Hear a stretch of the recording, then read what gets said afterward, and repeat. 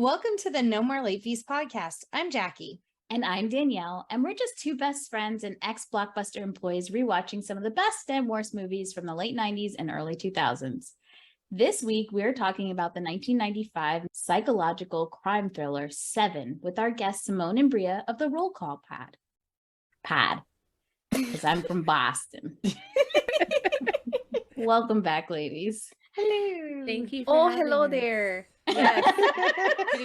I weirdly enough, like the past couple of days, I too have been slipping into some weird Midwestern accent that I have no idea where it's coming from, but it's here. It's your past lives coming out. Perhaps. I'm here for the cheese curds 100%. But before we dive in, let's get into some housekeeping. If you love the podcast and you want to support us, here's a few ways you can. Did you know writing a review and or rating us helps us get more listeners?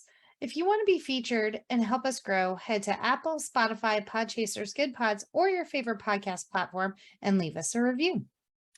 And make sure when you are on those wonderful platforms that you hit the subscribe button so you get alerts when a new episode is live. And if you want access to exclusive content, stickers, lives, and our Burned Aughts Spotify playlists, head on over to patreon.com/nomorelateFees and become a bestie. Well, let me give you a little bit of a synopsis of the movie Seven. Detective William Somerset is 1 week away from retirement, and David Mills has just transferred to the precinct. They are assigned a case which quickly unravels into a serial killer's interpretation of the 7 deadly sins. They have to navigate a complex game of cat and mouse, all while butting heads as they attempt to work together and find John Doe in this 1995 thriller. Starring Brad Pitt, Morgan Freeman, Gwyneth Paltrow, and John C. McGinley, and that nasty man. I don't need to say. No. The movie is directed by David Fincher. Jackie, this is our second David Fincher movie now. It is.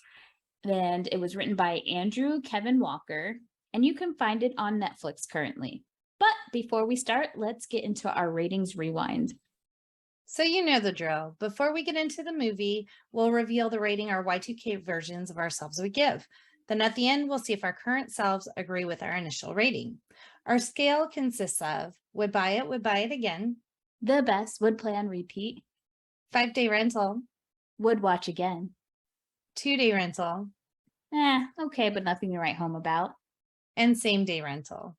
What's in the motherfucking box? It's trash. That's what's in the box. All right, Bria, we'll start with you. Would buy it again. Oh, okay. Would buy. Got it. I am the same. This is strangely, for me and my Y2K self, I first saw this in middle school at a sleepover at one of... Here, buckle up. I'm about to tell a 15-minute story of my background context of how much I love this movie. JK, I'll try and do the abbreviated Cliff Notes version. And that the first time I saw this movie was at a sleepover at my best friend Heather Romer's house. And she loved Brad Pitt, and she really kind of got me into this like subgenre of like thriller horror.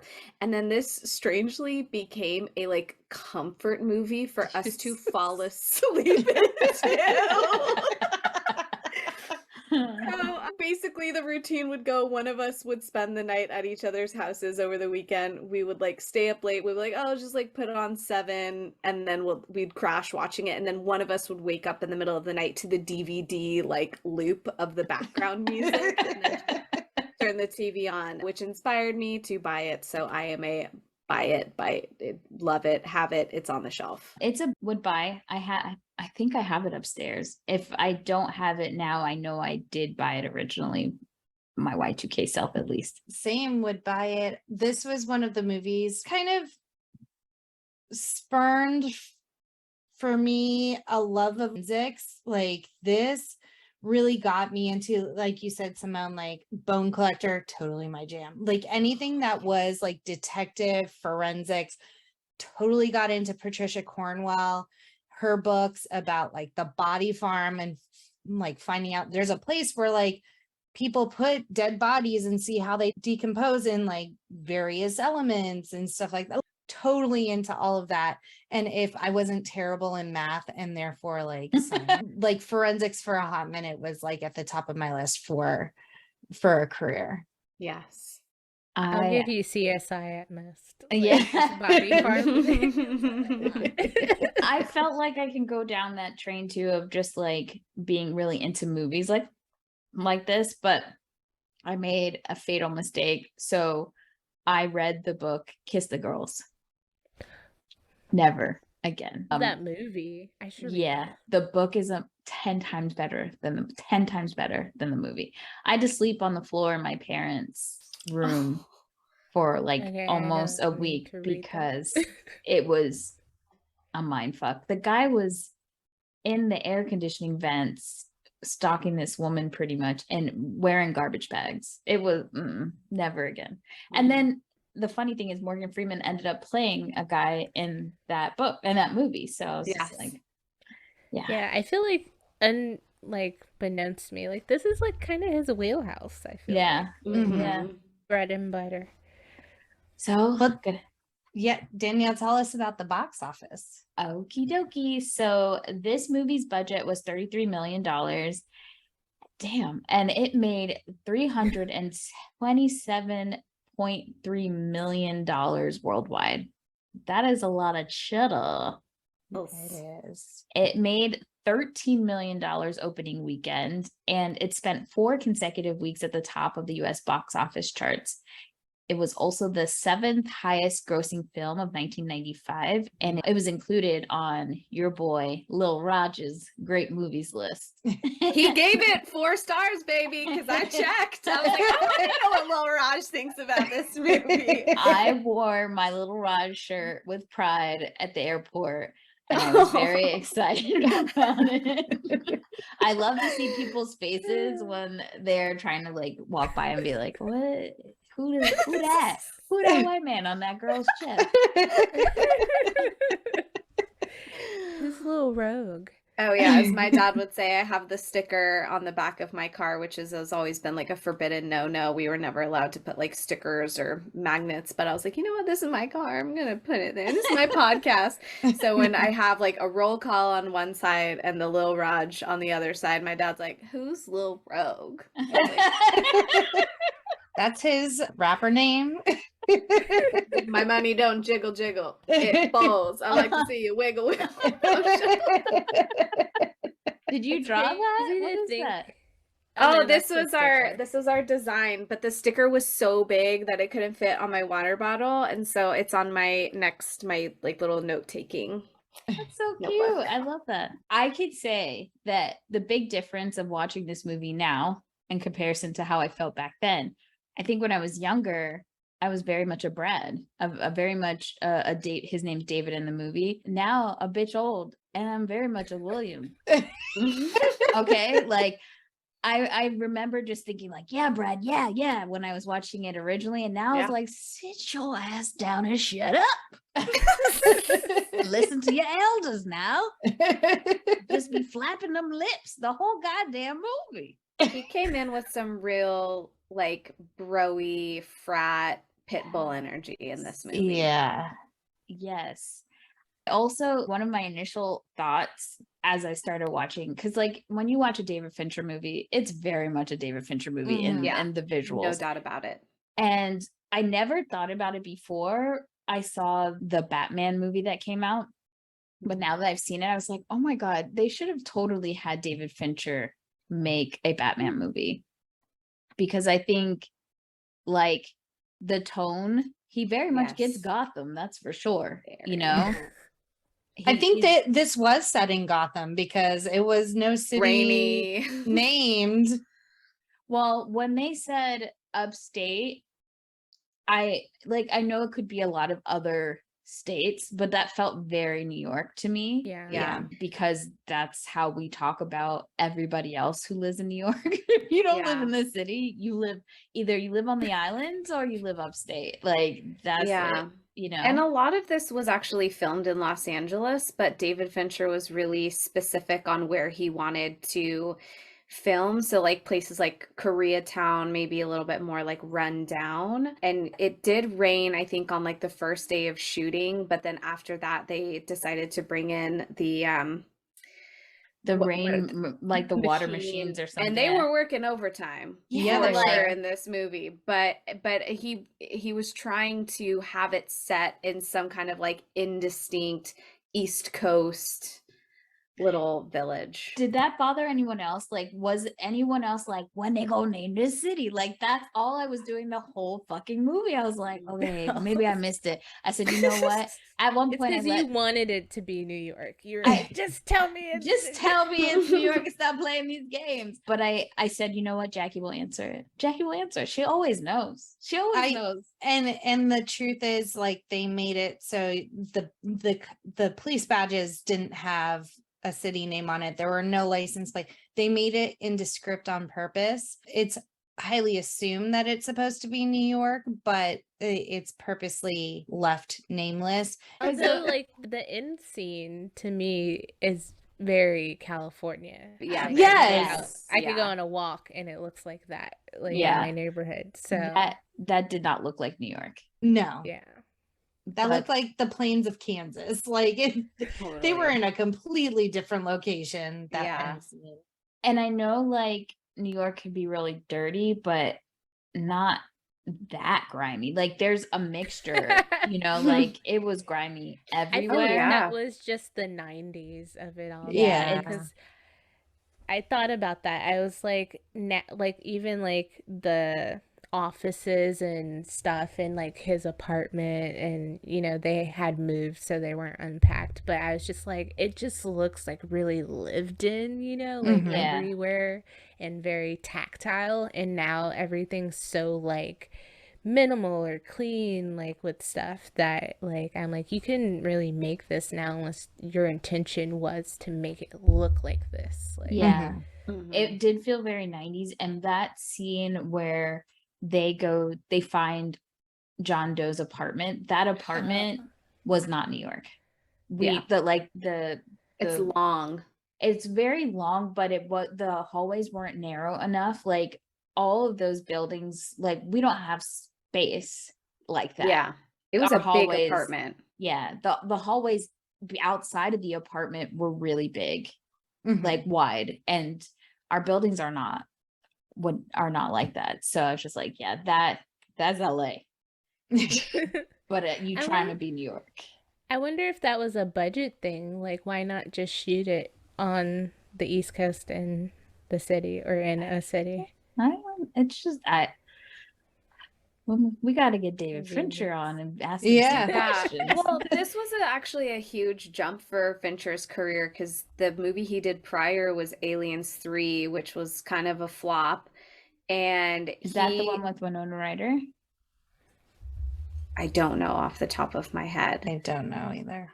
But all I know is that it didn't get great reviews. And being a younger director at the time, and he like there was a lot to prove, and no one in this cast, including David Fincher as director, was originally slotted. Like this got passed around to many different people, and he had this vision, including the ending, which upset a lot of crowds. But when they started to get more like testing audience appraisal, they started giving him more money for funding, so they were able to get in like different shots and more like expensive things added. But I liked that. I feel like in this movie it shows that less is more, that they didn't have to have these. There were some great chase scenes and amazing practical effects with bodies and imagery and the notebooks and the attention to detail, but they're all subtle in a way. So there was no on-screen killings except for the murder at the very end. And like, even though John Doe is a serial killer, you never see him kill anyone on screen. Bria, were you saying something? Oh, I was just gonna say Aliens 3 is still with Sigourney Weaver, and then looking at his IMDb, he turned down an offer to direct Batman Begins, so he ain't want Batman. A bitch is on point, I tell you that. But yeah, it's funny that you were saying there were so many like changes, because we did Panic Room and there was a lot of changes there too. Yeah. So that's interesting. I wonder if, and when we did Blade, he was also considered to direct that movie, but I think he was Would've doing been good. Fight Club or something at the same. He was doing another movie at the same time that it didn't work out, but he did come onto set and help with, a few things. But interesting, very interesting. Yeah, Denzel Washington was originally supposed to play Mills, and Stallone was supposed to play Somerset, and then Val Kilmer was supposed to be John Doe. That movie, I think, would be completely different. 100%. I was, when you said Denzel Washington, I was like, oh, him and Morgan Freeman again would have been amazing, because they were in Glory together. But that would have changed. They would have never done it, because then it would have been a quote unquote black movie if they had done that. So yeah, there's a lot of different actors in line, and none of them I was like, yes, like who's supposed to do, like Gwyneth wasn't like nailed down for this either. Christina Applegate was offered the role of Tracy. She turned out, like, Christina Applegate, like, some of the movies we've been doing, she turned down a lot of movies, and I'm like, boo-boo, but what you were doing though? Yeah. Like, why were you turning these down? But everyone does what's right for their career. But I'm curious, because there was a lot, like Legally Blonde, this movie, I think even something in Scream. I'm just like, why? What's going on? Yeah. Yeah, the actors considered for William Somerset, Morgan Freeman's role were Al Pacino, Gene Hackman, Robert Duvall, and Danielle's boo, Harrison Ford. Oh, I think I said Stallone. I meant to say Al Pacino. Yeah. Oh, because I was like, Stallone. I could see Gene Hackman and Pacino probably. I loved Gene Hackman's reasoning for turning it down was there were too many night shoots. I'm tired. I want to go to bed. I mean, old white men in Hollywood are so particular. Yeah. The funny thing is, if Harrison Ford, because this came out in 95, so Harrison Ford and Brad Pitt were in a movie together, and Brad Pitt hated working with Harrison so much because he has a list of people he will not work with, and Harrison will not work with again. Harrison is on that list. He tried to even get out of doing the movie, like in the middle of the movie. He's like, I got to get the fuck out of here. So it would have been interesting if they had to do a movie before that. So he also has Tom Cruise on that list. He will never work with Tom Cruise again after Interview with the Vampire, which is probably why we didn't get a second movie from those two. Yeah. Also considered for the role of David Mills, played by Brad Pitt, Denzel, Sylvester Stallone, Kevin Costner, and Nicolas Cage. Can you imagine how erratic, wild eyes Nick Cage would be? Brad Pitt was already a wild card in this movie. Nick Cage would have turned it up to 11. Yeah, exactly. Oh, the movie is called The Devil's Own, by the way, with Harrison Ford and Brad. And then the actors considered for the role of John Doe, which we find out is that guy that we do not name, is Michael Stipe, which I'm like, I get it. I would not have been mad. Now, with all that we know about that despicable human piece of shit that played John Doe, I kind of just feel like he wasn't playing a role. He was being himself.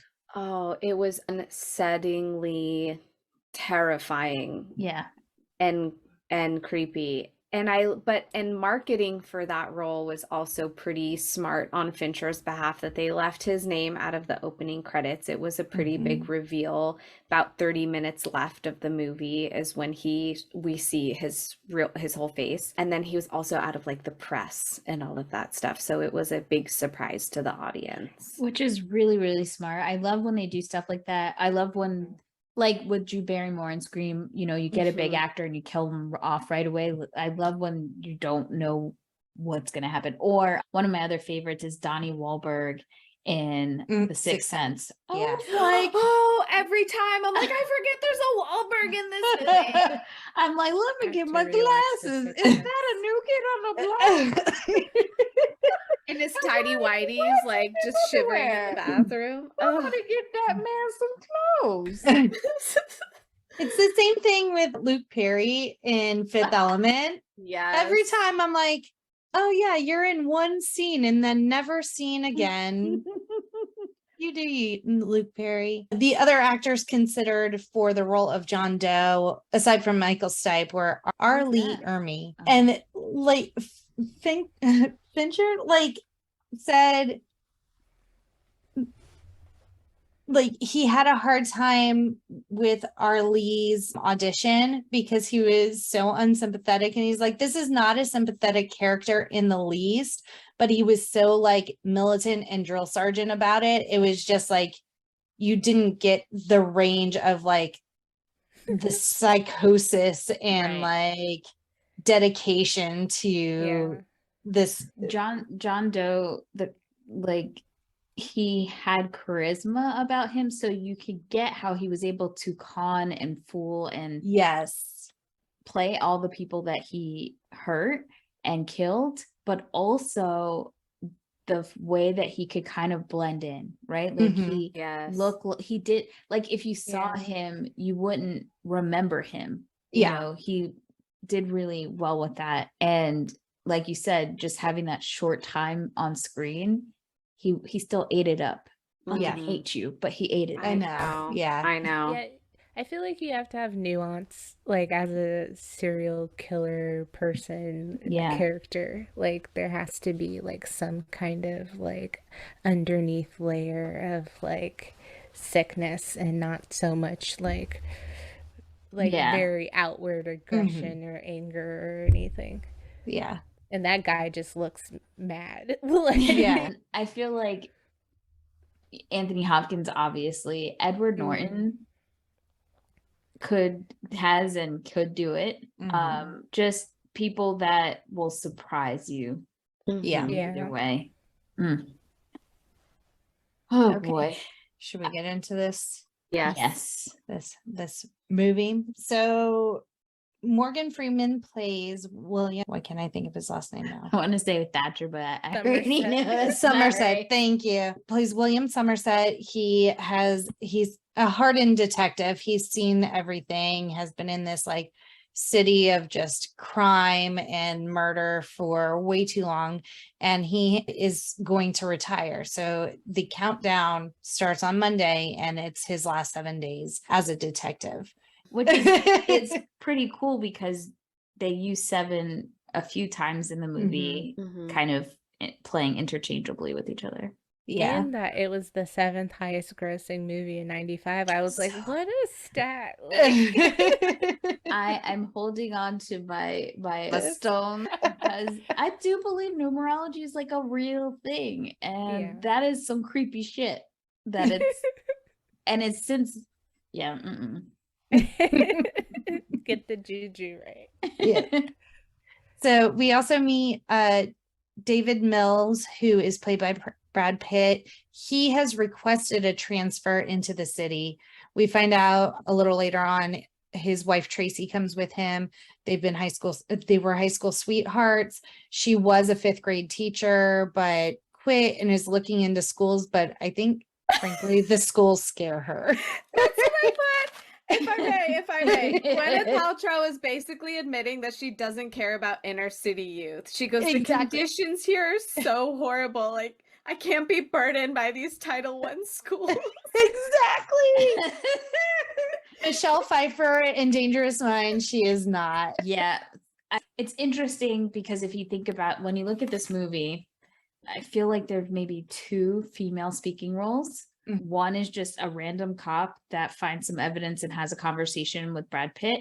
And then there's Tracy's character. And Tracy's character is definitely the archetype of when movies use females as a vehicle to add sympathy, to lift up, to be kind of like a pillar for the male character and giving no dimension or attributes whatsoever. They are literally not even a full thought of human being.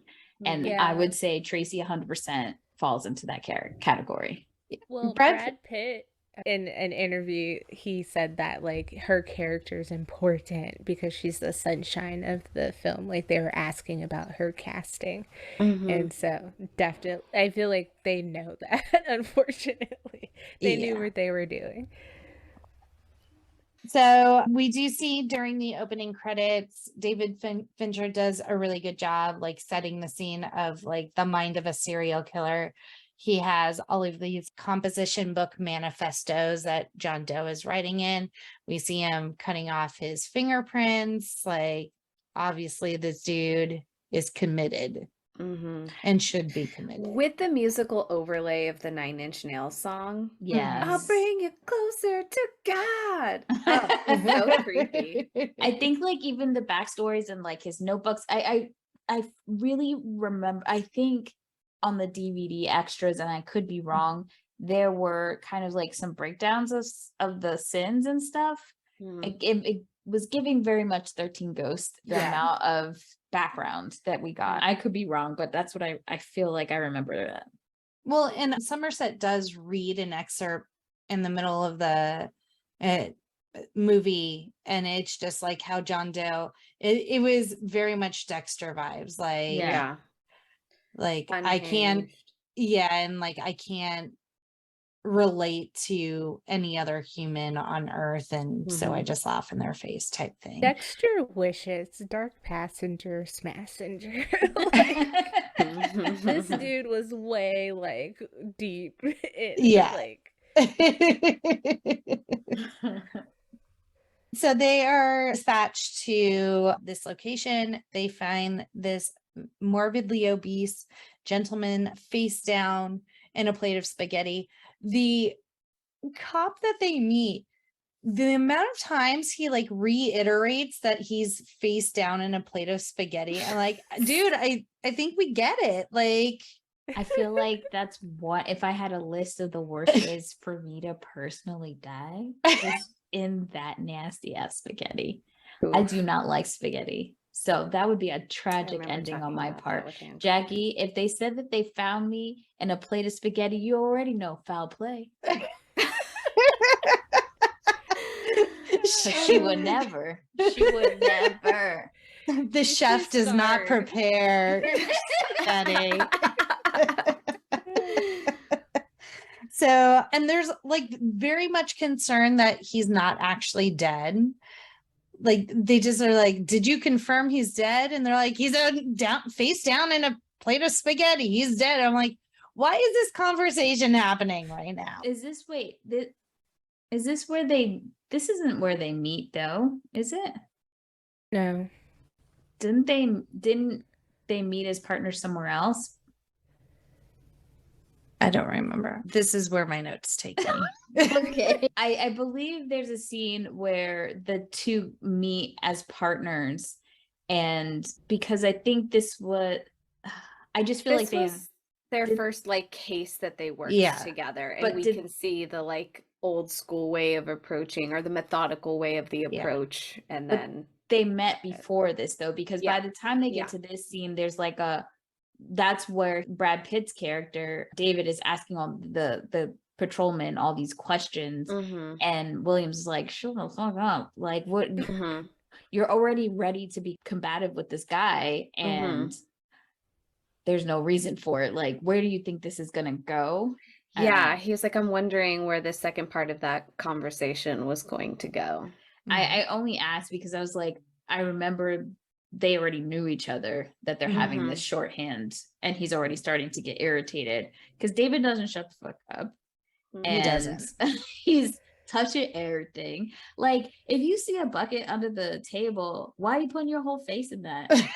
Like, well, and that's 4K. what I think what was so creepy about this scene too is a great opening scene because it's so dark. They had the apartment that the man was in was already covered with like newspapers or some kind of covering to shove the windows, and then including it being a crime scene, but they didn't have like floodlights on the body yet. So they just were holding their long stick flashlights and looking through. So there were these like, it's a little dizzying the older I get to watch stuff like that, but you know, just these flashes of the light going in different faces, and then this suspense of like, you know, looking into this bucket and then it's vomit that's inside there, right? And like there's only so much that they can see in that room. There's like, right. you know, they have to go back at another point because they realize that there's more clues. Yeah. And they do see that the dead bodies, hands and feet are bound. So obviously there is foul play afoot. Yeah. There's a lot of fat phobic rhetoric in this movie, especially in this scene, because naturally David assumes that guy's just fat and he ate himself to death, or he just keeled over, had a heart attack. He thinks it's cardiac because he's fat. Until William, of course, who's older, been around the block, is taking his time to really take in the scene, and that's when they find that he's been bound, and like it clicks. But yeah, William and guys, sorry. Oh, and William also notices like strange bruising on the back of the guy's head. And so the next scene, they're in the coroner's office and viewing what the autopsy found, and he's like, yeah, he like essentially ate till he burst. And William kind of puts it together that not only like there was a receipt found, like the killer stopped or like had to go to the grocery store and buy more food halfway through. And then at some point he speculated that he actually kicked the guy, and that's what caused his stomach to rupture because of the bruising. But he asked the coroner, like, what about these bruises? The coroner's like, oh, I don't know what those bruises are. And William's like, does it look like a gun barrel? And he's like, oh yeah, that makes sense. Like, dude, how long have you been in this job? I don't think I looked at it that like he hadn't even like if you look at that man, there's so much work to be done from an autopsy standpoint. Like, maybe he was dumb enough, but I felt like he's like, bitch, I even got there. You seen the stomach though? Like, I haven't even gotten to the external, like this stomach is crazy. Look at how much food is in there and that has been put in his system like within the last 24 hours. And that wasn't even the big twist that we don't get until a couple of scenes later. What else was in the stomach? Yeah. David Fincher did say on the DVD commentary that Fincher. It's like Fincher. Sounds like sphincter.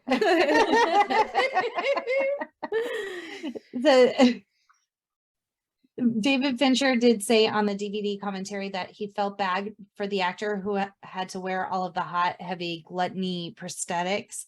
So to compensate, he made him well endowed in the autopsy scene. That was the trade-off there. I don't like, men are so weird. Why would that?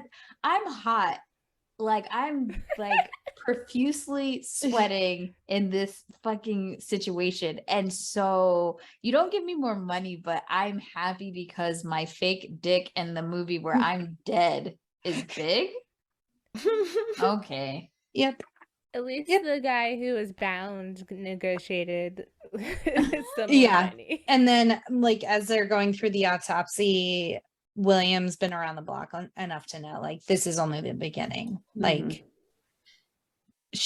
like this was very methodical, very planned out. Like there will be more. He does try and get David reassigned because he's like, fuck this dude. I got like 6 days left. I can't and I won't. I think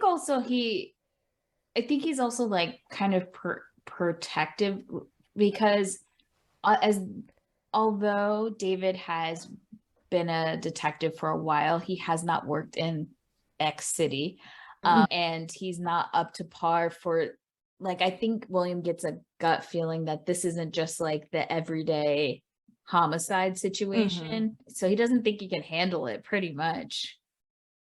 Yeah, I and mean- of course, Mills is like uptight about like he's just like I want the case and Yeah. not so much thinking about like why he doesn't want him on it, but like what are you talking about? Like I can Right. do this.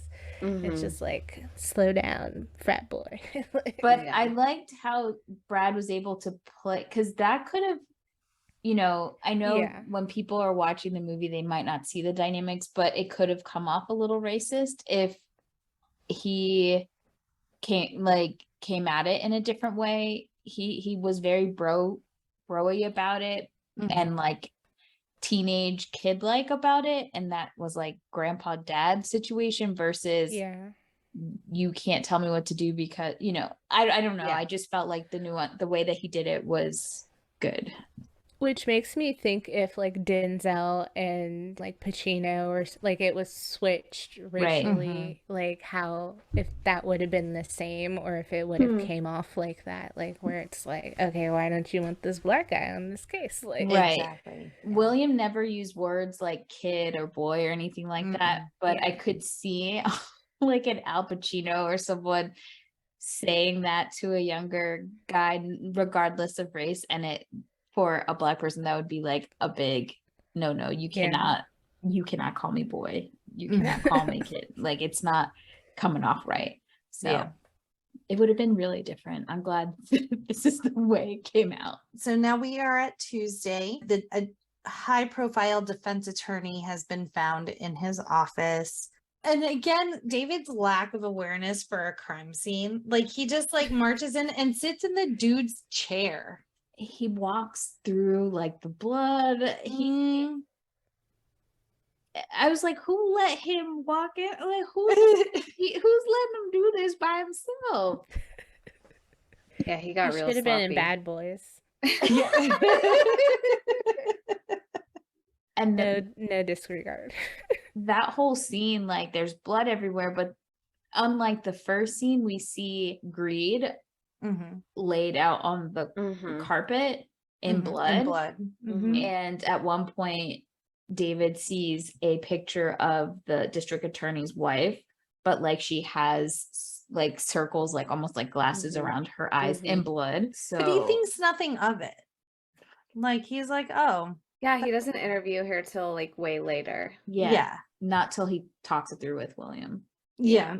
So after that, and the way they show William is old school and ready to retire is that guy is at a typewriter typing his notes. There is. And I was like, okay, granted, if this movie was like set earlier, which it wasn't, it was still set in 95, which not everyone or maybe not all police departments could afford computers. And if this is the way that he's been typing up his reports, he's like, well, I'm not going to switch over like at this point in my career. So yeah, I love him. And it's with pointer fingers too. Like it's not even, oh man.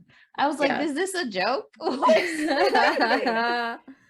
Well, I think it adds to, like I said, like with the tactile aesthetic of it all. Like, we don't get a lot of tech in this movie or anything like that. So, like, it adds to that noir, like, aspect of it where, like, you're not getting, like, a screen or any kind of bright colors or anything from something possibly even remotely techy.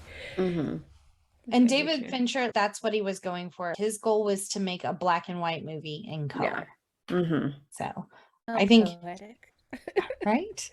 I think he mission accomplished on that.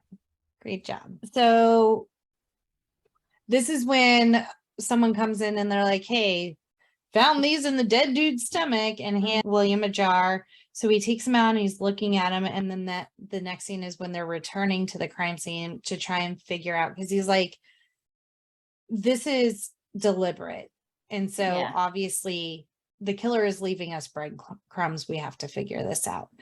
And so he's looking around the kitchen and notices like the linoleum is scraped up and the scrapings match right in front of the refrigerator. So he pulls the refrigerator out, and written in grease behind the refrigerator is gluttony.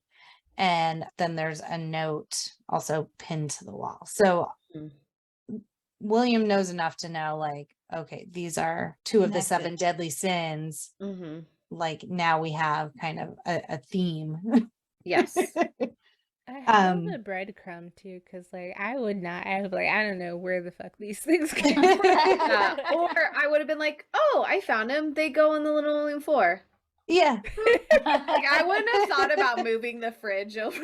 Yeah. But I think that's what, so like when serial killers like John Doe, I think they get off in finding their intellectual equals. Yeah. And so I think they purposely do this kind of situation to see who's going to be up there with them. Right. It definitely wasn't fucking David, I'll tell you that. No. Well, I mean, he says that. He's like, you know, I'm really impressed by you guys, so I'm gonna like kind of do you a favor. And Yeah. it's like so sick for him Yeah. to be like, good job, you like kind of figured it out, but not really. Like, Yeah. I still would have gotten away with it. It's fine. But yes, like you were saying, when writing the script, Andrew Kevin Walker made sure that Doe and Somerset should be of equal intelligence. So that's how he wrote them, which was really unique, I think, because most of the time serial killers are kind of portrayed as just like all passion, revenge, things like that. And this was so methodical, so well thought out, researched, all of those things. So then the note that was pinned is a quote from Milton. It's from Paradise Lost. And so William is like, this is the beginning. He explains about the 7 deadly sins. And he's like, I can't get involved. Like, obviously there's going to be more killings. Yeah. I got 5 days left and then I'm out. Like, I don't want to. Danny Glovering it. Yeah, he's like, I'm too old for this shit. I was waiting for him to say that the whole movie. It was definitely a Murtaugh situation. And his boss in one scene, like, kind of tries to reverse psychology him and is like, what's she gonna do? You gonna be out on the farm? You ain't doing that. Like, you're gonna miss this. You gonna miss this. You gonna want to be back. You'll be back tomorrow. You ain't leaving. And he's like, bitch, I'm out. I'm out. Like, I am out. Do you see what this guy is doing? Right. I have no part in this anymore.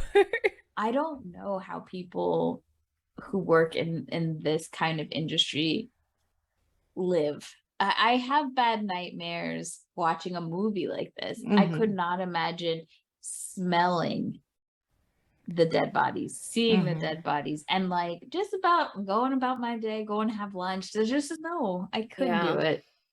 Like that smell of the throw up, I know lives in his brain forever. Gross. So Somerset kind of decides, because Mills is all over it. He's like, yeah, give me serial killer. Let's do this. And Somerset is trying to help out the best he can. He's like, I don't want to work this case, but let me give this guy a leg up. And so he goes to the library, starts researching, taking notes. He is a friend of the library because all of the security guards know him. He knows them by name. And he writes out a list of books for Mills and gives him an envelope. But I'm like Brad Pitt on this one. I would need the Cliff Notes version of these. Like, love it. Thank you for scanning me the original copies, but it makes no sense in my brain. So yeah, I remember reading Canterbury Tales. And I'm like, what the fuck is this shit? Yes. And I know it's important because it historically tells stories of like everyday people and how people lived in that time period. But still, I was like, I don't care. It's confusing. It's the way like that kind of stuff is written. Like our alma mater, we had to take these classes called seminar, and you read books like that. We read Dante's Inferno. In that building, there's a huge mural of like Dante's Inferno, and can I tell you it? I've been in class reading stuff. Absolutely no clue. The Aeneid, the Odyssey, like Oh god, the Odyssey. Jesus, that was my one life. I Cliff can't Notes get back for sure. Yeah. Hello yet again, and welcome to the Insanely Dangerous Retro Pod Show. Size doesn't matter, it's what you do with it. Yes. Well, I mean, I'm off now because I've got to go and scream. Absolutely garbage. Paulie Shaw is somebody I don't really give a fuck about. He did kick me up the arse. Nice argument there. Oh, shut up. Shut up, you tart. Oh, there's a finger. I almost urinated. Tune in next week because I just can't stop loving you guys. It's the Batman jeans. No more Andy Hinchcliffe. I don't know. So Mills is like, I hate this shit. And so he does get the Cliff's Notes. And now Mills is moving into Somerset's office. So now they're sharing an office and the phone rings. And Somerset's like, that bitch is yours now. Like. Yeah, he kind of like reaches for it, and then he's like, "It comes with the office. You have to pick it up." Yep. That's all. And it's Doesn't that the phone ring at another desk and the boss is there and he's like, I don't even sit here, and hangs up. I was like, why did you answer it? I love that little like throwaway. Quit bothering me at this desk that isn't mine. I miss that kind of like office like demeanor. Now it's like, so I wish I could answer my desk phone and be like, I don't even sit here. Call somebody else. Like, not transferring you. Like, wrong department. Figure it out on your own. Yeah. So Mills does answer the phone, and it is his wife, Tracy. He calls her a dingleberry. Like, you dingleberry, why are you calling me at work? And I'm like, So Napoleon Dynamite. yeah, I'm like, that was so out of like character for like this whole movie, not just like that particular character. Yeah. It just struck me as funny. And then like he's kind of hushly talking to her, and then he turns to Somerset and he's like, she wants to talk to you. And so essentially she just invites him over for dinner, and they walk in, and David goes, are the kids, he has something about the kids, and she's like, oh, they're in their room. The kids, yeah. Okay. And so she's like, they're in their room, and it's like these 3 giant Weimaraners, and the way he like manhandles that one dog and like wrestles it to the ground. Ken's like, he had to have known those dogs previously. I'm like, so you're analyzing the friendship with the dogs for the acting? Like, is this where we're at right now? He's like, They had a chemistry coach. they did. An intimacy chemistry coach or whatever. When I watch whenever I watch any scenes of their apartment, Mhm. high anxiety. High anxiety. I kept on thinking, if Christine was here, these boxes would have been gone by now. Yep. Like, why? I mean, there's like newspaper on the floor when he like Mhm. wrestles the dog, and I'm like, is that the like pee paper? Or, like, I think so. So Yeah. much I'm like, why? And the other observation I made, and I may be thinking a little too hard. You know what do you know, Bria? Sorry. God, why am I mixing you guys up today? All I thought was, okay, so they playing a lot of black music when this man comes over, and jazz. Is this it gives I want the black man that's coming to my very white household to know that I'm cool too. And I like I'm cultured. I I have records. I like the jazz. Yeah. I mean, that I wasn't thinking that. I thought you were gonna be like, I wouldn't be eating dinner. Yes, that was the other thought, because I was like, I don't trust it. I did have that thought, but no, the music, I was like, it was Marvin Gaye. That's I what think. I thought. Yeah. And then the second was a bunch of jazz music. And I was just like, okay, I believe that Tracy and David from California, which at first I didn't know they were from California. I thought they were like maybe from the Midwest or something. I believe that they're listening to this just randomly. Just randomly. Okay.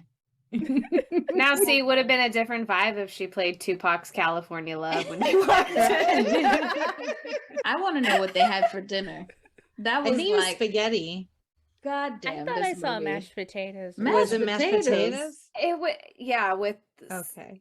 it was Like a very green like beans or- nondescript I know. with a glass of red wine. Yeah. And I know he needed that white wine because I'm a guess. Red I'm a wine. guess there were no Unseasoned? seasoning. I know it. But then she asks this spicy ass question, which is, why aren't you married? Which None of is your a business. very big question to ask someone that you're meeting for the first time that you invited over to their house. We're cool now. I've got the jazz on. I mean, Danielle, we had to duck and drive for our dinner. We sure did. We are familiar with shucking and diving to get our red wine So and steak. This was Tracy's chance to try to dig deep and ask some important questions. Like, I gotta start slowly. Like, why aren't you married? And then How'd you slowly. get your curl pattern that way? Is it difficult being a black detective in this city? Do you think I could pull off box raids? Seriously.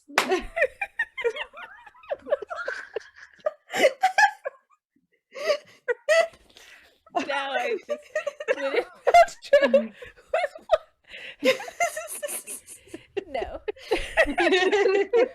No, Gwyneth. Keep box braids far, far away from Goop. Please and thank you. They're called Bo Derek braids. Hello. I mean, Goop is a great name though for edge control. So Yes. And she got that name because her publicist was like, all successful businesses have double O's. And she was like, so Google and Facebook? Like the only So stupid. Okay, all right. I'm like trying to think of other successful double O businesses. 007? Volvo has to. Oh, well, does it Oopal. have to be together? Like the Yeah, O's like that there- has two O's next to each Gotcha, other. So, you know, like gotcha. Microsoft and Yoo-hoo and I mean, Yahoo does actually. yeah, Yeah. who does? Ube, TikTok. not the ice cream.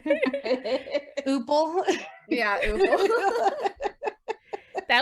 That actually would have been smarter because her daughter's name is Apple. So Yeah. it would have been even more Yeah. on brand. Would be. You should have hired us, Gwyneth. Yeah. Damn it. I don't ever want to know her. Ooples and no-nos. I know. Ooples That's and now I bananas. have that stuck in my head. Yeah. You do kind of start to see Tracy's like internal struggle with being in the city. The apartment is right over the subway and it vibrates a whole hell of a lot. Yeah. I feel like she just wants to say there's so many black people around here. It's so urban. Those were the vibes she was giving off 100%. Yeah. I don't even know where the Gap is. Is there a Banana Republic close by? Does Goop deliver here? And is it safe to have something delivered to Yes. the house? But yes, you can see something in her eyes that there are things that she wants to say but doesn't feel comfortable saying. Mills kind of fills in her sentences for her, not necessarily speaking on her behalf, but a little bit like cutting her off here and there. But you can tell there's a genuine adoration for his wife. Like Yes. he loves her and they're high school sweethearts and they're just in this together. But she is only there because he wanted to transfer. Mhm. Like she's trying to be supportive of him, but struggling. So later that night, they go back to, they're sitting around still drinking wine. Somerset agrees to more wine. And the glass of wine that David pours, it's a pint glass Yeah. filled almost up to the top of red wine. Yes. And we're just like, it's so funny because he doesn't notice it at first. He could just kind of takes it, but then when he like goes to take a look, it's so subtle, but you'll see his face. He's like, and so they're reviewing the crime scene photos, trying to figure out, because right now they're kind of at a dead end. They're just waiting for the next murder to happen, essentially. And so they're looking at things, and Somerset is kind of coaching him through, like, you need to comb through, pick a detail and analyze it to death, and then move on to the next detail. And so they're kind of going through the crime scene photos, and they find the one of the frame picture of the wife with the blood glasses. And he's like, this is the next clue. And they schedule a meeting with the wife, because he's like, it's something that the wife has seen, or and so then we get a little more like exposition about the actual crime scene. And there is essentially the lawyer was forced at gunpoint to give a pound of flesh, and so they're talking through like what parts you would cut off first, blah blah blah. And so there is interesting exposition here that really didn't have a place, but it's interesting they put it in, where they're talking about like they teach women in classes about how to like escape dangerous situations and potential rape, that you never yell help, you always yell fire. No one's going to come to help you if you yell help. And so and of course my husband's like, what? I was like, yeah, like you always yell fire. Duh. And by the way, I bought a personal alarm to go to Chicago. Let me play it for you. It scares the shit out of the cats. So they do go and visit the lawyer's wife. This poor woman, they're like literally like, look at these photos of your dead husband. Tell us what's different. And she's like, I can't, like, I'm like emotionally a wreck, and now you're making me relive this trauma. And finally she's looking through the pictures, and she's like, that painting is upside down. And so they go back to the crime scene, pull the painting down, like tear it apart, there's nothing.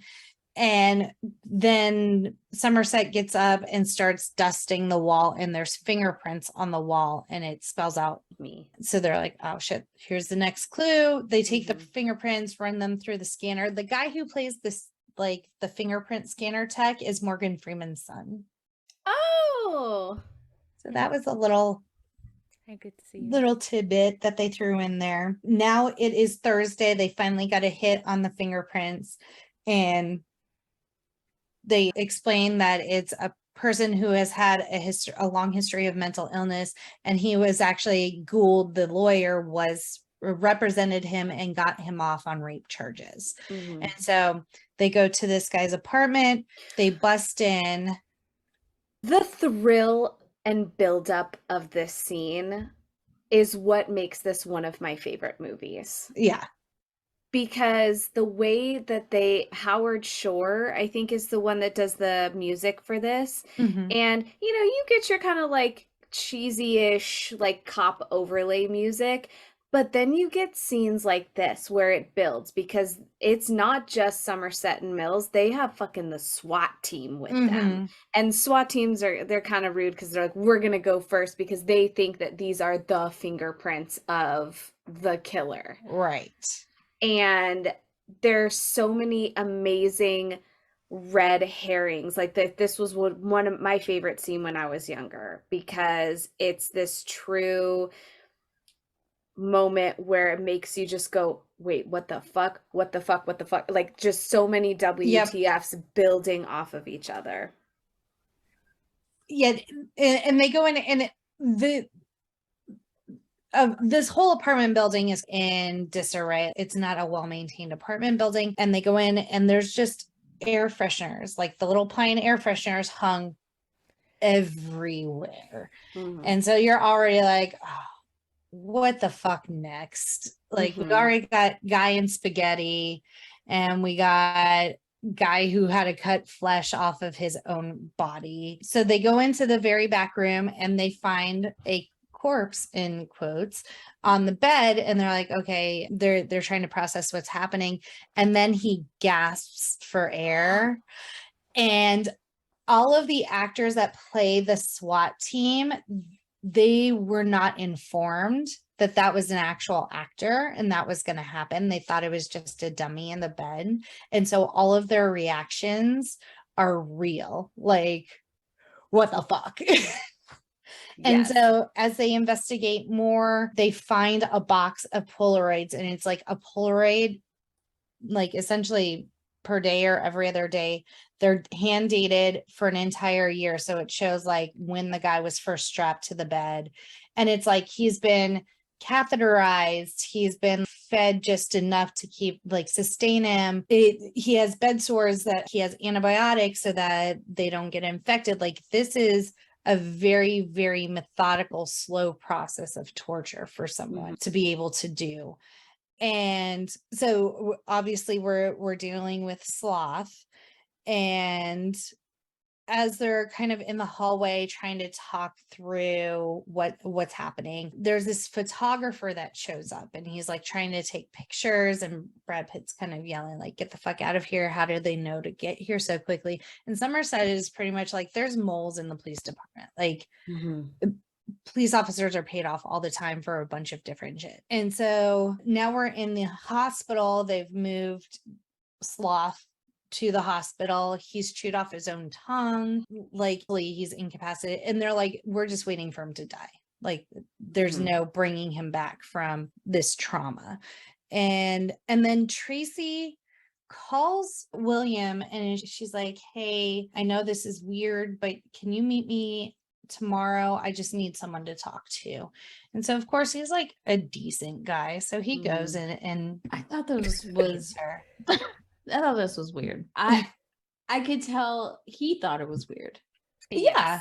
And like, yes, you've moved to a new city. Yes, you don't know anybody, but you ain't got a phone a friend. You don't have a friend at home that you can call. Like, it's, and like when she talked to him, I thought this bitch had something important to say, but she was just pretty much complaining about like, I don't want to be working in this inner city kind of situation. Yeah. And oh, I'm pregnant. Like, no family, no friends, nothing that you could have had this conversation with, except the random man that's going to be partners with your husband for 3-4 more days. Like, I viewed it as, because she does ask him, like, obviously had he ever been married, and then like he kind of goes into the story of his relationship and how they were pregnant at one time and they chose to have an abortion. And I think she was coming at it from a perspective of like, David's all into this job and the horrible things that he has to see on a daily basis. Like, is it even right to bring a child into a situation where like, this is what their father does for a living? Or is that going to affect his mental capacity to be able to be a good father? You know, like, I kind of viewed it from that way. Like, what is your perspective as someone who's getting out of the field and obviously is very jaded by a lifetime of this profession? I feel like the scene was they had to figure out a way to tell us that she was pregnant without telling David. I agree. Because it's, I know what you're saying, but it's so weird. It's just weird. It's just, out of the whole movie, it's the one scene that takes me out of the movie every time, that I'm like, I mean, a little bathroom pregnancy test for a movie. Right. Like, it just, okay. I don't know if they were also trying to build that bond with him and Tracy. I don't know. And this makes me question again, because now it's because you want us to be empathetic for David when she dies, but you don't really want to build this character up in a way that makes sense. Yeah. And an easy way to have fixed all of this is to give William a wife, and then for them to have but God forbid they add another lady with speaking parts to this movie. I don't know, but like, it just was weird. Yeah. I personally. feel like too, like she should have actually been like Michelle Pfeiffer in Dangerous Minds. I would have sympathized with like, oh my God, she's doing so much for like kids and she's this amazing teacher.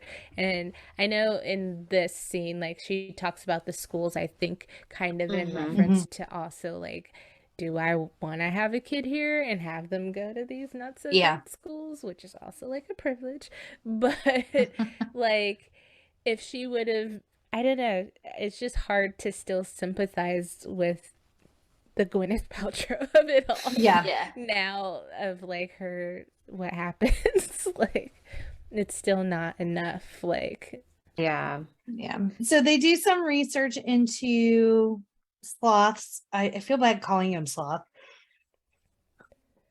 but in the context, that's who he is. And the landlord says there is an envelope full of cash he paid on the first of the month, every month, never missed a payment. And he was the best tenant. No one ever complained about it. It's like, yeah, because that bitch was chained to a bed. Jeez, that's crazy. And the actor who played him, I'll find his name super quickly, but he's a naturally very slim man. And David Fincher had really unrealistic expectations for this one. He wanted the person who played Victor / the sloth to be like 90 pounds or something like that. And the actor who played him, who was Michael Reed McKay, naturally just a thin man, and who plays that kind of role, and if you look at his IMDb role, he plays like skinny man or whatever, was 96 pounds. And I know numbers can be triggering for some, but was 96 pounds upon filming. And David was like, okay, all right, that's good enough. But upon filming, he lost an additional 6 to like get it down. So put himself in these dangerous conditions to literally almost play just a corpse. Yeah. But that's why the practical effects, man, are so, that jump scare just takes your breath away. And the fact that, yeah, he had like chopped his arm off or hand off so that he could use his fingerprints on other things. And then that leads to one of the next clues, because they realized, oh, someone who's like, if this is truly about the 7 deadly sins, and someone must be going to the library to like check these books out. And I didn't know the FBI could be tracking what you're getting at the library, what books, and that's where they learned the information. But like William couldn't, it was like a secret that they couldn't really tell the police about. Yeah. Yeah, well, because at that time it was illegal to pull library records. And so they kind of 9/11 world, yes. Yeah. And so they did have to pay off someone on the inside to be able to get that information to them. And like Summer said, there's a mole for everything in the police department. Like, what do you want? We can get for you. But yes, after 9/11, the Patriot Act was passed, and now they can pull your records. And the act of doing everything. The act of doing this, and just William being smarter, really threw off John Doe, because with the information they were able to track down who the person was that was getting these books. And this really threw him off, because like he showed up at his apartment with these 2 outside of his door of his apartment, not expect, because his ego was so inflated to think that he was so ahead of them. There was no way he thought they were going to gotcha ass at your house, figure it out. Yeah. Right. And when this happens, before they realize it's John Doe at the end of the hallway, this is the scene I was saying where like the hallway looked really wide in comparison to a New York apartments. And he starts shooting at them. And obviously William is like, I'm too old for this shit. I ain't gonna like run after him. But there goes David running after him and not appreciating how smart this man is. Like at this point, yes, you've caught up with him, but not taking precautions to know that this man knows this building. He is smarter than you 1,000,000 times over. Yes, you should be, and he has a gun. Like, I know you're a police officer and I know you want to catch him, but like he just goes into beast mode and just trying to run after him. And this guy is like running through other people's apartments and stuff like that. Now, William, on the other hand, is It's like the turtle in the hare kind of situation. He's like trying to figure out another way out, and he's thinking like where this man is gonna go. And it ends up where John Doe bests him and is got a gun to his head at this point. And pretty much William is coming to his aid essentially, but John Doe just lets David live. You know, this is when he says like essentially, I respect the fact that you were able to figure so much out. And so like he essentially lets him live and like just pieces out. During this chase scene though, Brad Pitt slipped and smashed his hand through a windshield. And the injury did work because he was supposed to be injured in the chase anyway, but some of the earlier scenes were still yet to be shot. And so he did a lot of what David Fincher called pocket acting, where he keeps his like hand in his pocket or out of view. oh, okay. And David Fincher remembers Pitt showing him the wound after the accident and how he could see the white of bone in the actor's hand. I mean, he needed surgery too, I think. Yeah. Yeah. And they stopped shooting for a bit so that he could recover enough. And it sucks because that's not the take that he used. Yeah, that is a bummer. It's like I had real pain and Yeah. not good Like- enough. Like Leo D in Django, when he was when they were at the Yes. dinner table and he like smashed his hand down on like a glass tray, and then Tarantino like looked over to the side and like Leo just kind of gave him a nod. He's like, all right, keep going. And then he's just like plucking glass out of his hand like no big deal. But it was just like, you good?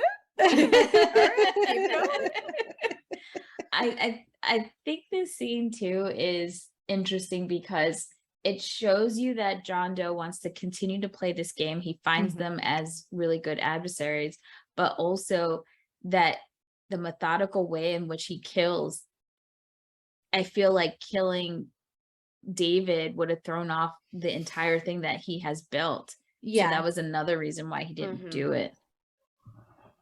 Do you think he like this whole time had planned to have like his that's why he turned himself in. Okay, never mind.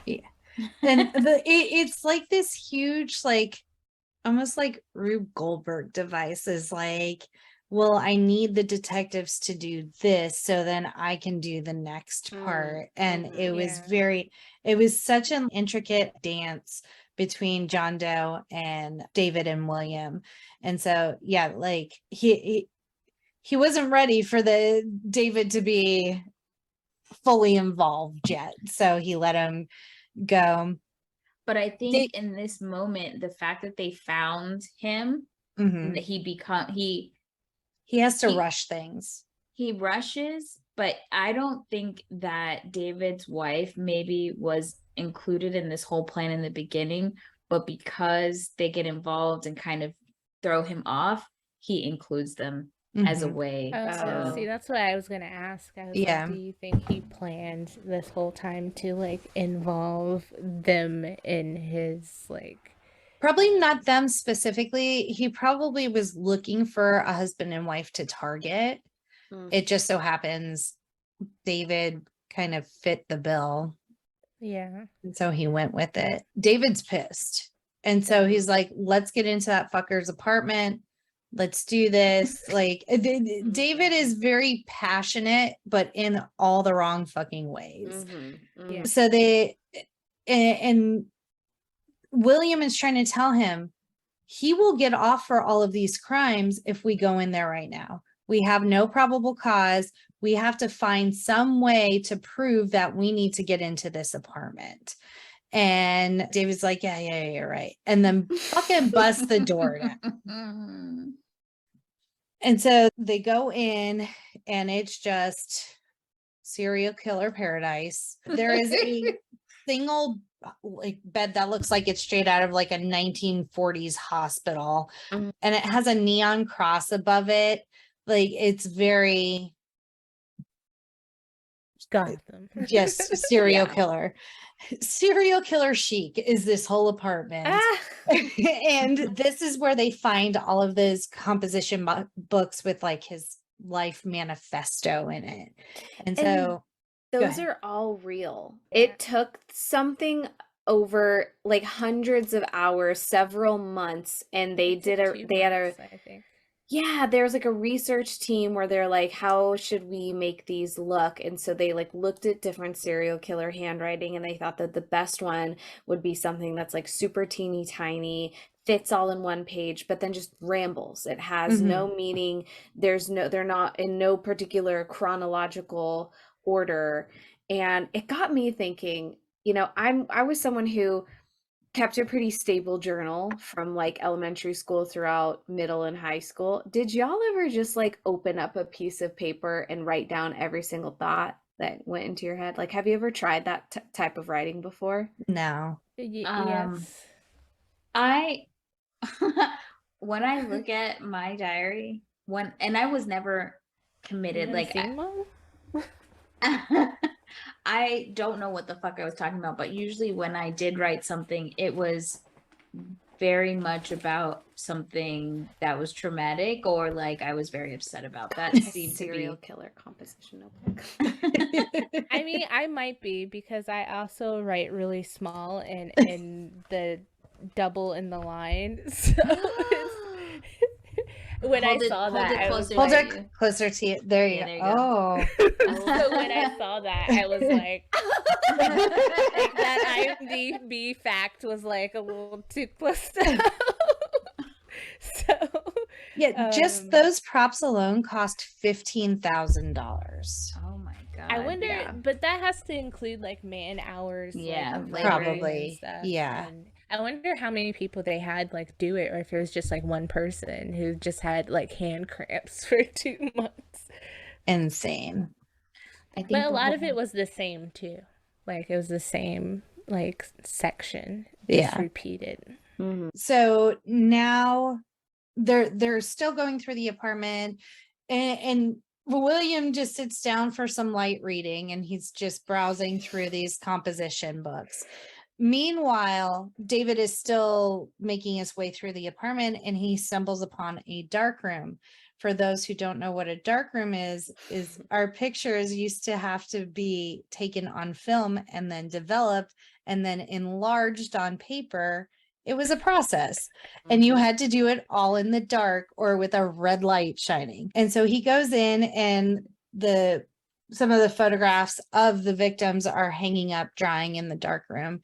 And then he notices one that is him at the top of the stairs at Sloth's apartment. And he realizes that photographer was actually John Doe. And now he's like super pissed. He's like, we had him, we let him get away. So, and they should have known that he was the kind of person that would want to like, I feel like on Criminal Minds, they would have already profiled him, which I'm actually surprised when I think about this movie, that once they discovered that he had already done 2 murders, he's a serial killer. And usually the FBI would have brought in a profiler or something to kind of take over. Like, why are these beat detectives still taking on essentially a serial killer? Because Gotham City doesn't have profilers. That a lie. Because honestly, too, I just feel like the FBI kind of gets shit on in movies. Like, no one likes when they show up. No one wants to see an FBI case movie, like, besides maybe the X-Files. But, like, they really get a lot of the interesting, like, crime and true crime and stuff. And so at this point, the phone rings in the apartment, and it's John Doe calling them, and he's like, really admire you guys. Y'all are good. And so, and he even goes so far as to say, I really apologize for hurting you. That wasn't my plan. And so he says, I want to say more, but then that will ruin the surprise. And he hangs up, and now it is Saturday. And he has like these trophy cases almost of all of the victims thus far. And so the next one has like a receipt for a BDSM custom leather shop. And so they go down there, they ask the guy, the proprietor, if because they still have the receipt, and they're like, what was this for? They He also found a picture of a woman, Oh, Yes. the blonde. and Yeah, so the they blonde. make her out to be a professional, so that I believe they bring the picture as well, right? Yes. And so they're in the shop and they're asking, what is this receipt for? The guy's like, oh, he actually just came and picked it up, and gives them a Polaroid of his work.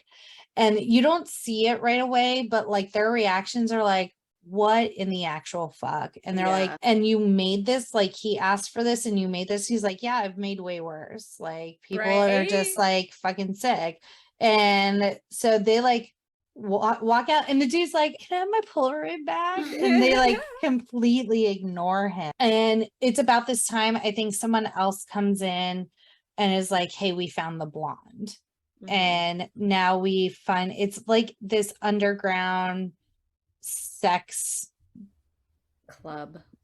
yes, where it's like you could rent rooms by the hour. It's Yeah. like no one sees anything or says anything, kind of, and you could do whatever twisted things you can imagine. And so they walk in, the blonde is dead on the bed, and there is a gentleman freaking the fuck out, and he's like, he put me on that thing on me, he made me fuck her, he had a gun to my head. So like now they're at the station interrogating him, and he's going through the whole thing.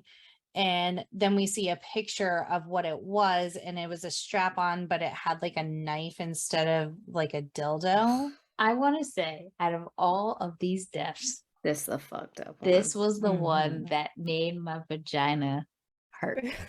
Yeah.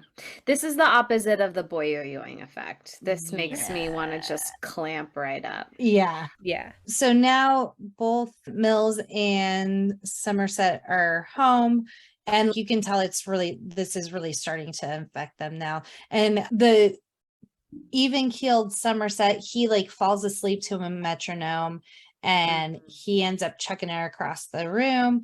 And then David goes home and just like kind of snuggles in close with Tracy and is like, I love you so much. And so you can kind of see this like start to wear on them emotionally. So now it is Sunday.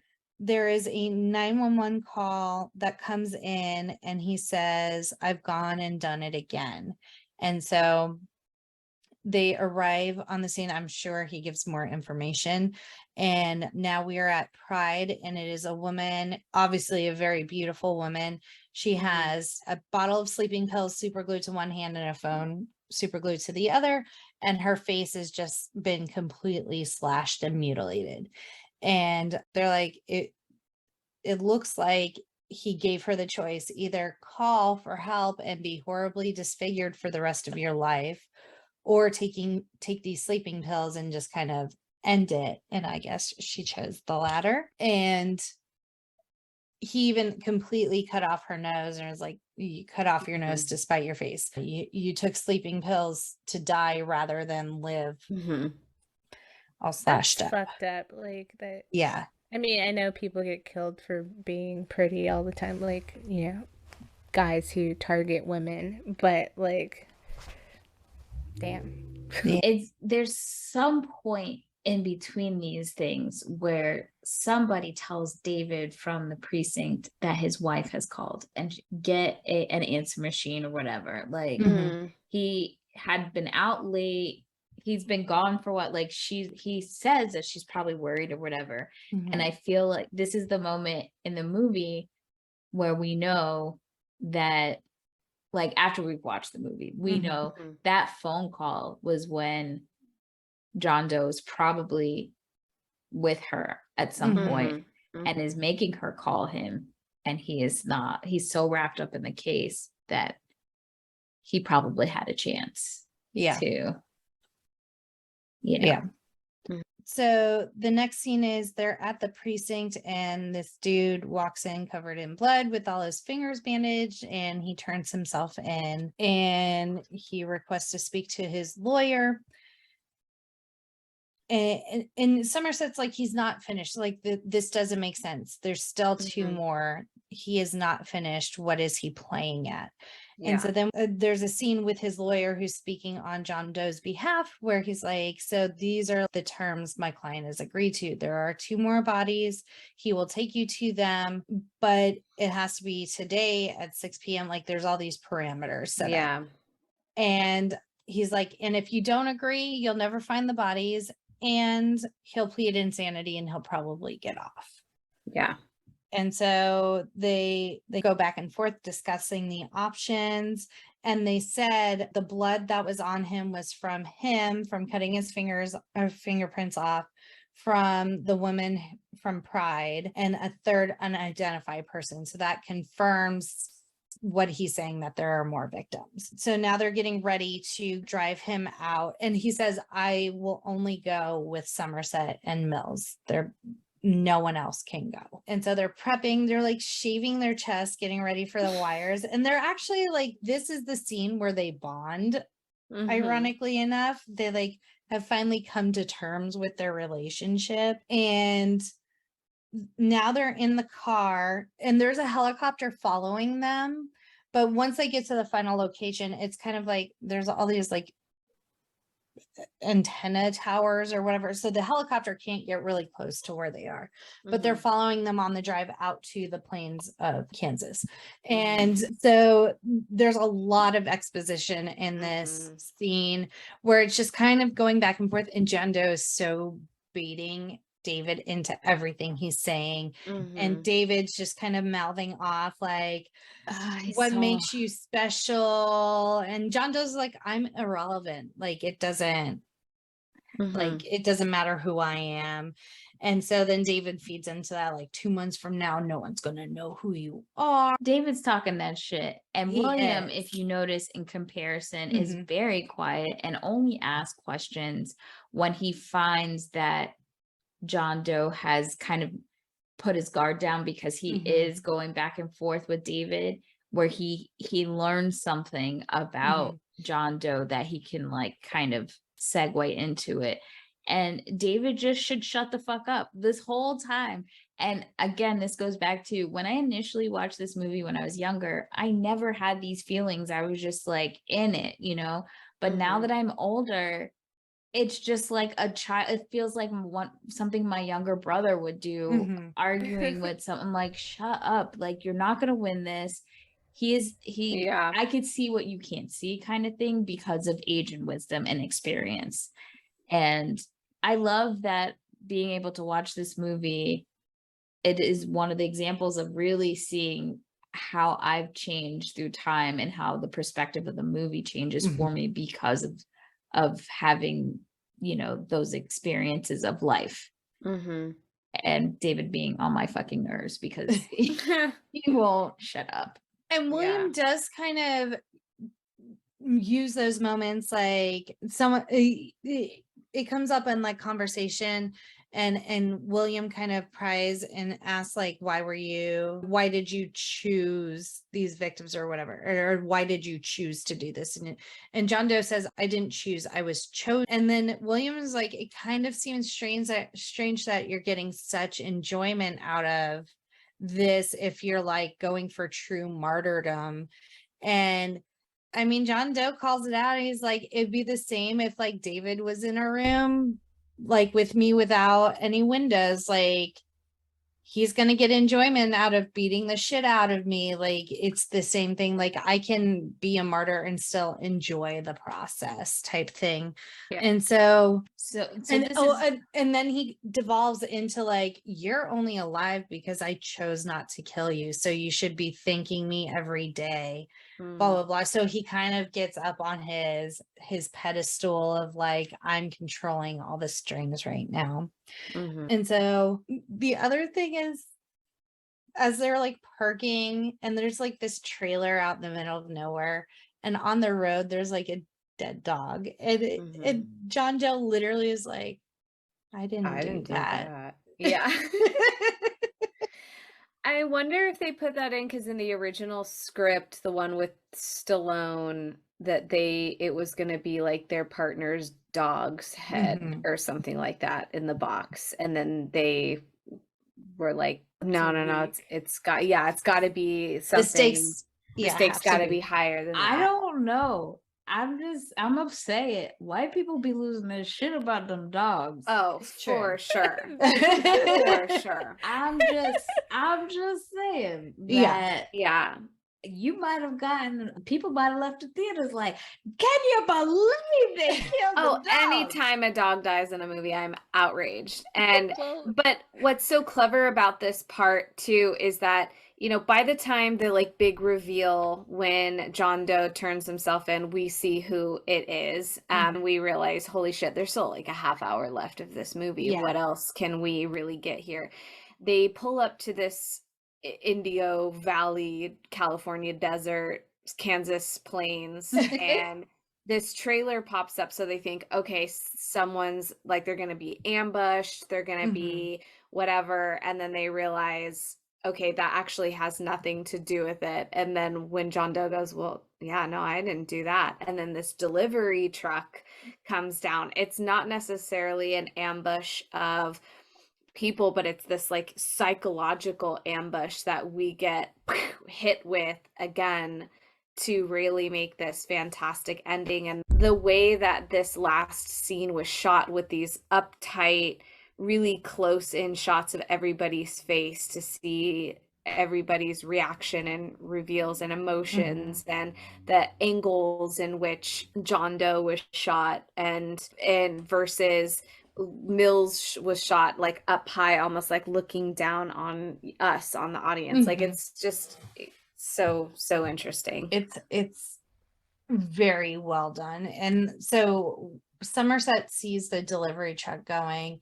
They have John Doe on his knees and Mills is kind of got him at gunpoint, and Somerset goes to the delivery person, that poor delivery guy. He's just like, I was paid to take this out here. It's for a Mills. And so couldn't he have smelled something? Like, I think it's maybe it was in the plastic. I don't know. Like, I don't know. How do you not smell that? And also just the smug look on John Doe's face. And now rewatching it after knowing what he did makes me want to punch him in the face even more. Like, I don't think I got the same feeling the first time because I didn't know, but Jesus.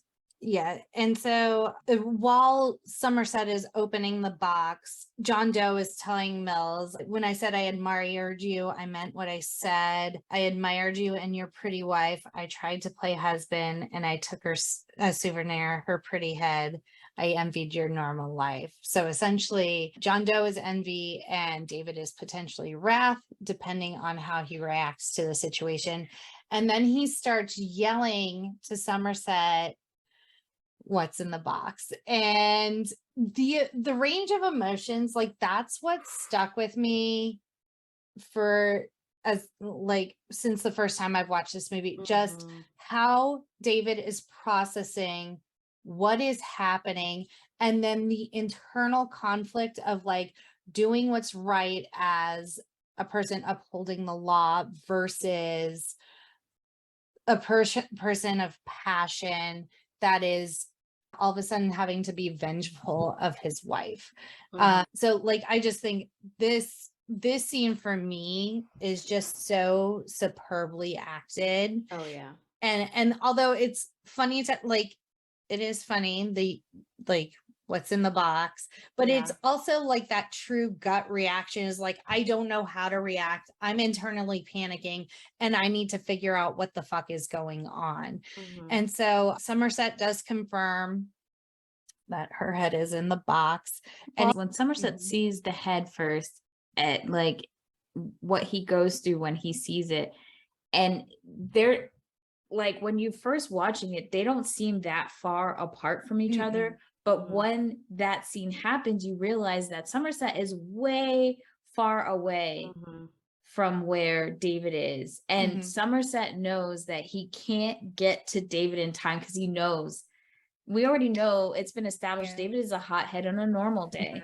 So this whole situation, and he does remind me of Danny Glover in Lethal Weapon, because he tries to go for a little bit of a run, and I'm like, oh man, this man is already out of breath and he's barely gotten there. Yeah, it's hard. And the helicopters are there, but they can't figure out what's going on because the antennas are messing with the communication and stuff. And they don't have, like, they have their sights on John Doe in case he pulls anything, but like they don't know the context of what's happening on the ground.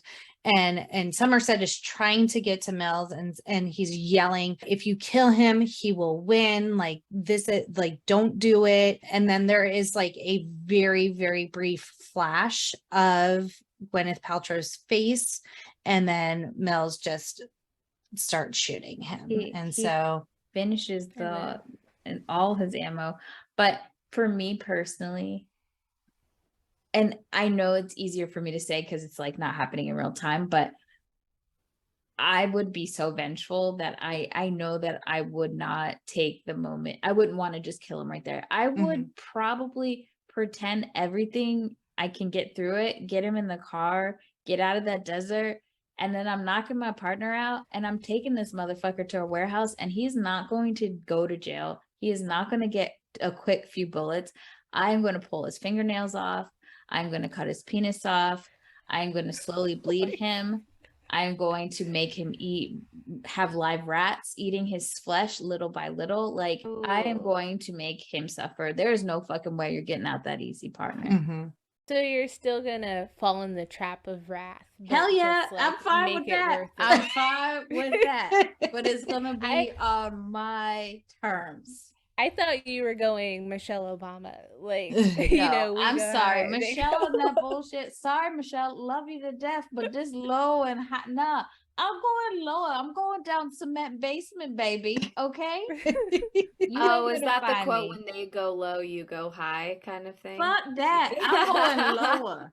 Yeah, I thought she was going like, oh, I would not fall into his plan of giving him the satisfaction of me killing him, and then we went to torture, and I was like, oh, you just gonna get the bang for your buck. I'm gonna slowly torture this man. I'm going to make sure he lives while he's in it.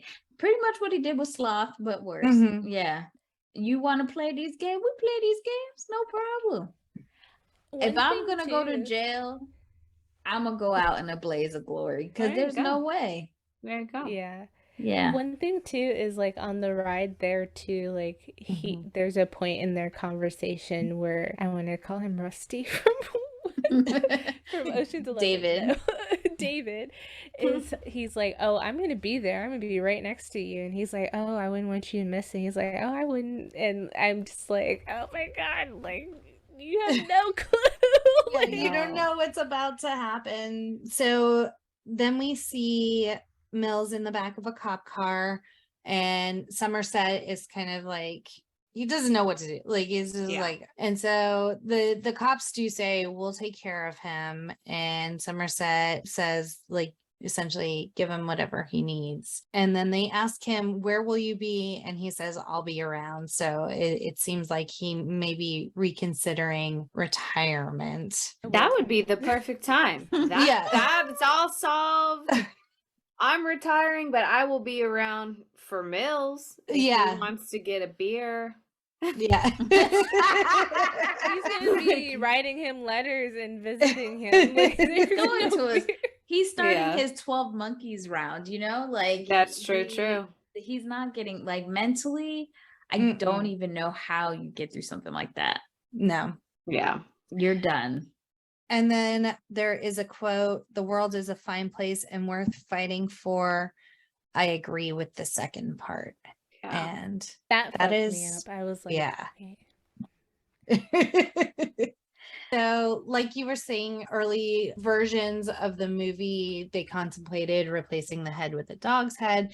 And actually, Brad Pitt refused to make the film if the ending was changed. And then also, all of the ties in this movie are his because he wanted to show Mills having a poor sense of fashion. I think it's interesting. He considers this to be one of the most perfect films he's ever made.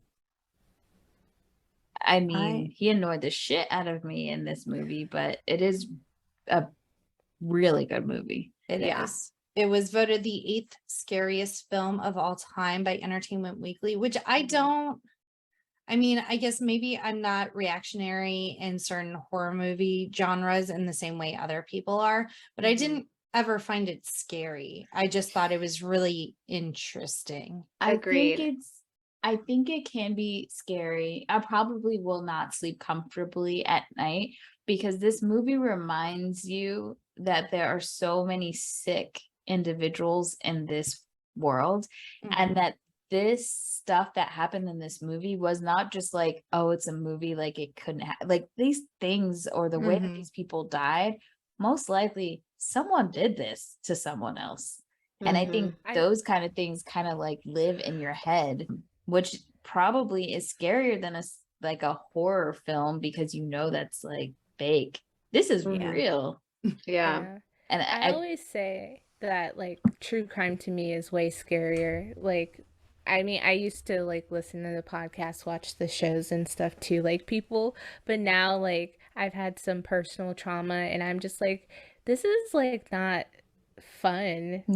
Because like my anxiety, my self-awareness, like I could go to the grocery store just like on a whim and then get kidnapped or like something, and who would know, like just like goes through the roof. So like like this is not gonna really fuck with me that much, but like even like Kiss the Girls, like he said, like stuff like that is just like especially now so disturbing. All the sex trafficking stuff, it's nuts. Simone, do you want to read the 9 Inch Nails one? Yes. And while I'm going back to our show notes, this is a safe movie, and it's funny that I say safe, but like a movie that Kevin will watch. Typically does not like to do traditional horror slasher films. And so he sat down and watched this with me, and so I kind of turned to him when it was done. I was like, what puts this in a category different from like other scary movies? Like, how come you don't, like, what makes this different? He was like, it's the thrill of it. It's the psychological suspense. And it's not like, the grotesque stuff is gross. And I saw him wince. Several times throughout the film and sit in the uncomfortableness. But I agree. I think this really is its own subgenre. But in the beginning of the film, we get a remix of Closer by 9 Inch Nails, and that is one of the songs featured in the movie, but is missing on the official soundtrack album. Trent Reznor later won an Oscar for scoring David Fincher's film The Social Network. I'll say they wonder why it wasn't on the... I don't know, maybe if they didn't want to like release the copyright, but like only for the movie, but not for the soundtrack. I don't know. Or maybe they were worried that it would compete with like their studio album, perhaps. Maybe. Well, why don't you guys tell everybody how they can find out about your podcast, which you are on your 2nd season talking about Will Smith. Where can they find you guys? You can find us at RoleCall, ROLE Pod on Instagram, TikTok, Twitter, and RoleCallPod on YouTube. And if you guys aren't already listening and following them, highly recommend that you do. They have a wonderful pod. We love listening to it ourselves.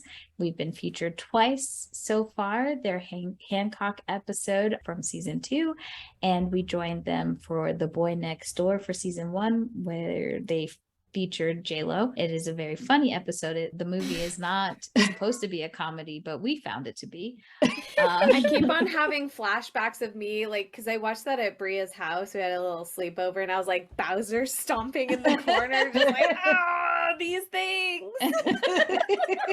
About all the teacher stuff. It was the teacher stuff. And then he Kristen would not have been Chenoweth's wig. escorted. He would have been kicked He wanted to kick him. He almost killed the kid. Yes, so if you want to hear Simone lose it, check that out. And if you haven't already, check out our season 1 episode of Love and Basketball, where they first joined us for an episode. And as usual, you can also look for us at No More Late Fees on TikTok, Twitter, Facebook, YouTube, and all the social platforms. Now let's get to our present day ratings. And we're going to start with you, Bria. How would you rate the movie now? Throw it in the chat. No. Would buy it again. Okay. Same for here. This is in my, if I wasn't going to watch it this month for your show, I was going to watch it at some point in October. It's a Halloween rotation. Nice. What does it keep doing? For me, I think I mean, I'm not throwing my DVD away, so I'm gonna say I would buy it again. It's in between a 5-day rental and would buy again for me. My butthole puckered a little bit because I was really worried that you wouldn't say would buy it, because obviously I would buy it. I own it. And that makes it one of our employee picks for 2022, which I'm really excited about. Honestly, I was going with the crowd with this one because I was kind of on the sidelines, and I do like my life and to breathe air. So. I mean, I would have been super bummed, but like I wouldn't be vengeful. That's what she says on the podcast. Y'all don't I'm know just what glad I'm not the happens only to one who me says outside. butthole pucker. Think twice if you're okay. That's Would you really the buy frame it? for the thumbnail, Danielle. Well, if you also say butthole pucker or have other opinions about this movie, call into our quick drop 909-601 and MLF 909-601-6653. You can also twat us at the Twitters or leave a voicemail on our Anchor FM for our international listeners, and you can be featured on a future episode. And join us next week as spooky season continues with Tales from the Crypt, Demon Night. Lovely. And as always, be kind and rewind. Yay.